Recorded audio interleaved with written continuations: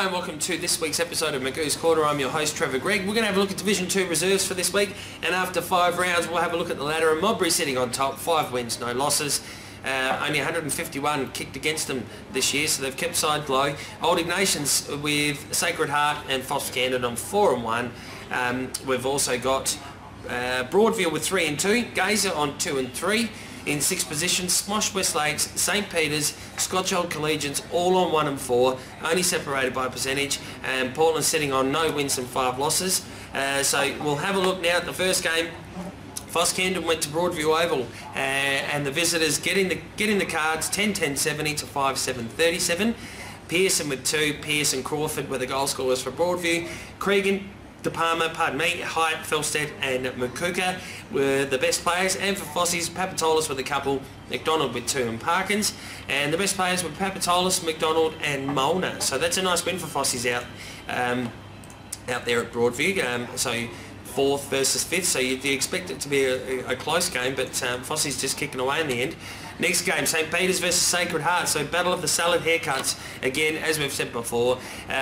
6-7-43 St Peters to Sacred Heart 18-8-1-16. So it's you know a little bit different. You'd expect Sacred Heart to get this one done. The goal scorers for St Peters were Finley with 2, Laurie and Edwards, and best players were Finley, Laurie and Roby. And for the Shockers, Delmenico with 6. Paparella with 4, Threadgold with a couple, the same with Grundy. Villies, Clark, Delmenico were the better players on the day, so that's a nice win out of Caterers. The Scotch Old Collegians hosted Gazer on the picket fence, and it was 15-13, 103 to Gazer's 12-8-80. We're looking at Freeman with 5, which is a nice effort. Bourne and 2 Penny with 2 each. Sorry. Bourne, Moore, Bilby with were the better players on the day. And McGregor with 4, Peck with 3 and Jarrett with 2 for Gazer, with Sadler, Clamars, Peck and Skinner as the better players. And from what I can see is no Chris Nichols. I'm not sure if he's working or if he's being dropped. Next game, Smosh West Lakes and Old Ignatians. 6-8-44 Smosh to Old Iggy's 13-8-86. That's a nice win away from home for Old Iggy's on the big oval down there at the Den. Shepherd at May with a couple with Port Pleasure, and we've got Mason, Morris, Crack and Rogers were the better players there for Smoshies. Goal scorers for Old Iggy's were Turner, Eddington and Sini with 3, and the best players were Turner, Shaw, Manning, Reynolds and Orlando. So that's again nice win, a couple of big names there for Smosh playing around in the 2s.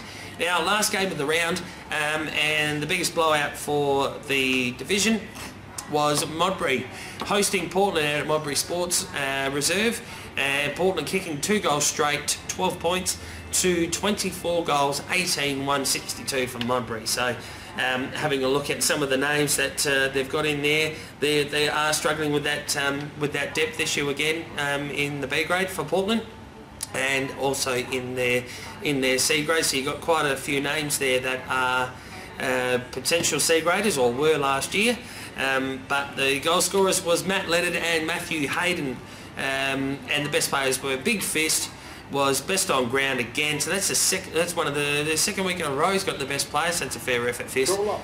Buckley, Morgan, Cole and Stevie Vanderberg, the 40-plus-year-old, still running around in Division 2 reserves. Modbury, Robinson with 6, Knightley with 5, Giesler with 3, the same with McLean, and a few other guys there that chipped in with 2 apiece. And the best players were Robinson, Vassal and Jay Robinson, so H. Robinson getting there as well. So again, another tough year for the guys at the Port Reserve, but I don't think much will change from there. It'll be another year where I hope they can prove everybody wrong and get a win on the board. Next one, round 6, Sacred Heart and Modbury. Modbury are just 1 versus 3. Modbury are absolutely just kicking it at the moment in this division, which you'd expect. So I think being at Theberton, Modbury for me, but don't be surprised if Sacred Heart take it up to them on the bigger oval. St Peters and Broadview at Caterer Oval. Once again, I don't see Broadview knocking this one down, but at home for St Peters, they haven't been able to kick the winning scores yet. They've only kicked 260 points in the positive, so Broadview for me to get a win away. Old Iggy's and Scotch Old Collegians. Scotchy's sitting in 9th. Old Iggy's sitting in second, doing really, really well at the moment. It's only just separated by that one game. Old Iggy's by plenty at Hunter Park. Gay's out in Foss Camden. So for me, I think Fossies will go to Clemsing Oval, be the visitors and get the job done. Portland and Smosh West Lakes, Smosh by plenty. I'll call this one by 15, 20 goals. I think they'll get up, knowing what Smosh have in the bank over there. Might be a different story in the A grade, but the rivalry is fierce between these two clubs, has been for a long time. But if the big fist lines up again with his brother and all the other St Michael's boys that play for Portland, it should be a good day out for him, but Smosh by 15 to 20 goals. So make sure you subscribe to the SA Footballer magazine, and we'll catch you again next week.